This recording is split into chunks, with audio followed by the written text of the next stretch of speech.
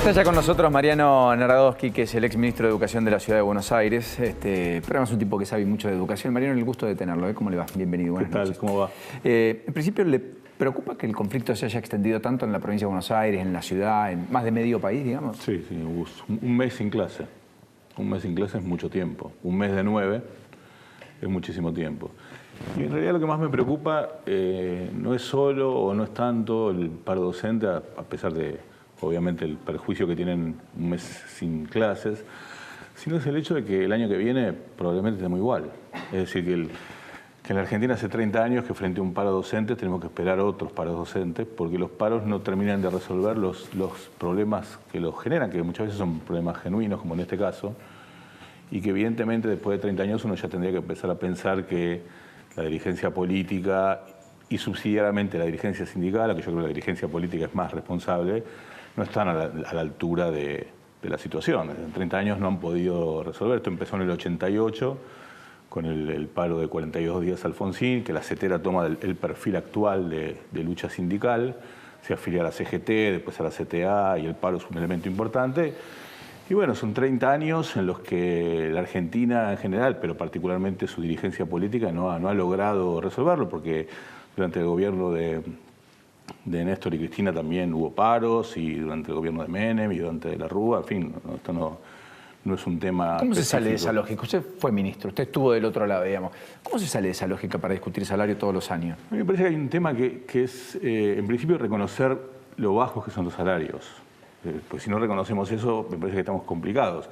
Eso no quiere decir que haya que aumentarlos inmediatamente, porque probablemente tiene razón María Eugenia cuando dice que la provincia está quebrada y no hay más. Es correcto, pero bueno, generar un horizonte respecto de eso. Y la idea de María Eugenia Vidal justamente de hacer un acuerdo por 3 años y de decir, bueno, el año que viene van a ganar 10% más que la inflación, etcétera. Pero vos pensás esto, ¿sabés cuánto gana el maestro al frente de alumnos que más gana en la provincia de Buenos Aires? 25.000 pesos con 25 años de antigüedad, trabajando 8 horas en la escuela más el tiempo que trabajás en tu casa. Es decir, gana apenas 2.000 pesos más que el bancario que recién se inicia. O sea, un pibe que entra a trabajar en un banco que por ahí ni tiene título terciario, entra a trabajar en un banco, gana de bolsillo 22.500 con 7 horas 15 y a las 7 horas 16 empiezan a correr las horas extras, contra un docente que entregó su vida por el aprendizaje de los chicos. Después, sí, y que tiene una enorme responsabilidad dentro de la escuela. Bueno, porque no es lo mismo manejar plata que manejar chicos.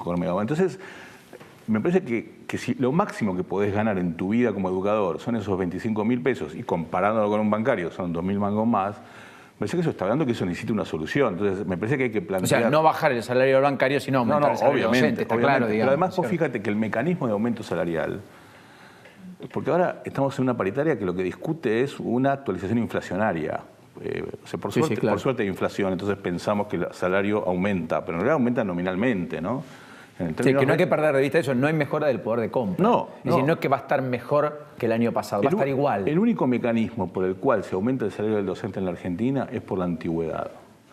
Es una cosa que se instituyó en 1958. ¿Y está bien eso? No, yo creo que no. Yo creo que además de la antigüedad tiene que haber otros componentes. Capacitación. La formación, la capacitación, el compromiso social, el nivel de innovación. ¿Y eso se puede medir? ¿Eso se puede estipular? ¿Puede haber ítems por el cual el salario mejore? Por supuesto, todos estos que estamos mencionando. Por supuesto que es más difícil hacerlo que la antigüedad, porque cumpliste años en la docencia. ¿Y cree que los gremios le van a decir que sí? No, bueno, pero ahí me parece que esa es una buena pelea. Esa es una buena discusión, eso es un buen debate de cara a la sociedad. No esto de por 30 o 20. Sí, de que no podemos superar las pautas inflacionarias del Banco Central, que tienen su lógica también. Entonces, tal vez se pueda haber planteado un horizonte un poco más ambicioso. Creo que el escenario ideal hubiera sido el año pasado, cuando el aumento realmente fue importante, a punto tal que generó esa rebelión de gobernadores, de algunos gobernadores que protestaban por el aumento.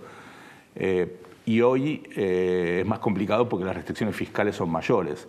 Para hacer este tipo de reformas, el gobierno tiene que tener un plan de contingencia económico mucho más importante que el que tiene ahora. Pero esas son las cosas que hay que discutir.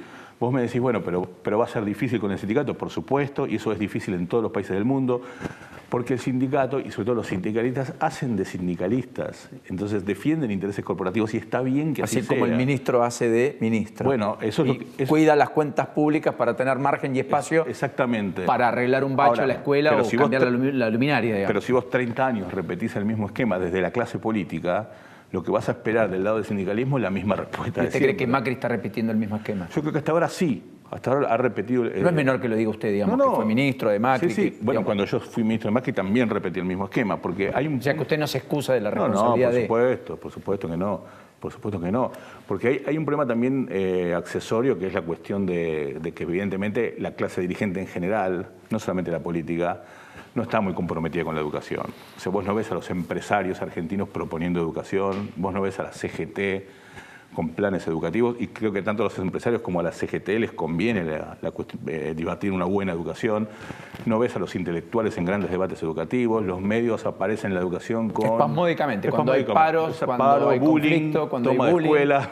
cuando en un colegio como en San Isidro hoy, porque juega Almirante Brown y había un operativo de seguridad especial, no pudieron los chicos de una escuela especial ir a clases. Pero ese punto, esa situación te da la pauta de lo que pensamos de la educación. Un partido en la cancha de Almirante, con todo el respeto que como hincha de Atlanta le tengo a los del Almirante, no puede detener un día de clase porque el operativo de seguridad se hace con 5 horas de antelación. Entonces, bueno, sí, porque ahí hay que cuidar a los violentos. Exactamente. No a los eliminarlos, alumnos. hay que cuidar a los violentos y no preservar a los alumnos. Exactamente. Entonces ahí hay un tema de prioridades. Ahí como sociedad estamos diciendo... Es un disparate. Bueno, entonces ahí hay un punto. Creo que el único elemento nuevo de este año es que no se convocó la paritaria nacional. Ese es un elemento nuevo. Porque ¿Usted está de acuerdo o no? Yo creo que la paritaria nacional era un elemento... estaba mal organizada. Incluso cuando yo fui ministro, la Ciudad de Buenos Aires dejó sentado que no aceptaba el mecanismo como estaba planteado en el decreto. No en el artículo de la ley, sino en el decreto reglamentario de Néstor Kirchner. ¿Por qué? Porque le da mucho poder al gobierno nacional y poco poder a las provincias. Entonces las provincias después terminan pagando sueldos que determina el gobierno nacional, lo cual permite al gobierno nacional después ayudar o no ayudar a las provincias en el mecanismo que se usaba. ¿En virtud de las afinidades o no? Exactamente. Eso estaba mal. Ahora, yo creo que una paritaria, no nacional, sino federal, en donde los gobiernos de provincia tengan un peso específico mucho mayor, yo creo que sí sería una muy buena herramienta de política educativa para discutir, por ejemplo, la carrera docente, el tema de la antigüedad, el tema de premiar el compromiso social, la innovación, etcétera, todas estas cosas que están faltando en el debate educativo argentino. Narodowski, lo puedo retener 2 minutos más porque quiero que escuchemos parte de lo que ayer dijo Mario Porto aquí, también un exministro, en este caso de la provincia de Buenos Aires, sí, a propósito de particularmente 2 medidas de María Eugenia Vidal. Una, la de pagar incentivos docentes a aquellos que no paren. Y luego la idea, finalmente, de tener plus por presentismo. Okay. Esto decía Mario Porto ayer. ¿Está bien pagar presentismo? A mí no me gustaba ese método. ¿No le gusta? No, no me gustaba. Mirá que en el momento en que yo era ministro, Santa Cruz, que era una provincia muy paradigmática, lo hacía. Pero yo siempre traté de convencer a los gobernadores que no era bueno. Heredé presentismo del gobierno de Duhalde. Pero ya Duhalde había decidido casi transformarlo en parte del salario. Y la verdad que cuando uno pone presentismo entra en tantas excepciones, porque si a uno le dice, mire, yo tengo una enfermedad terminal, o sea que aparte de tener la enfermedad terminal, usted me va a castigar no pagándome esto. No, eso es cierto. Estoy embarazada, que es un delito, estar embarazada. No, eso es cierto. Y si mi hijo está internado, yo estoy atendiendo a mi hijo, ¿a usted le parece que me van a castigar cobrando menos? Eso va generando un deterioro del presentismo que para mí no sirve. ¿El pagarle al que no para? Eso es una barbaridad. Eso es una barbaridad. Creo que es pasar todos los límites de la democracia. Creo que es válida la discusión del descuento, ¿no? Me parece que es legítimo. Lo del descuento, pero no pagar un adicional al que va a trabajar. Eso es incentivar a no cumplir con el derecho a huelga. Me parece que eso es insultante hasta aquel que no para porque no quiere parar, pero no quiere ser premiado por carnero. Narodowski. Bueno, a ver, primero lo segundo. Yo creo que más allá de cuestiones legales, etcétera, que planteó Porto recién, yo creo que en términos de política educativa no es una buena medida en tanto que generó el efecto contrario. Es decir, en vez de fidelizar a los que no pararon, muchos de los que no pararon se sintieron insultados porque no quieren más plata por no parar, no quieren más plata por hacer lo que hay que hacer. Entonces a mí me parece que fue una medida pensada en el escritorio con buena fe y con buena intención, más allá de la pero no legal, efectiva. Yo creo que no fue efectiva. No, fue contraproducente incluso desde el punto de vista sindical. Respecto de los premios por presentismo, en principio no estoy de acuerdo. Después te propongo algo superador de eso, porque tenemos un problema de ausentismo. Correcto.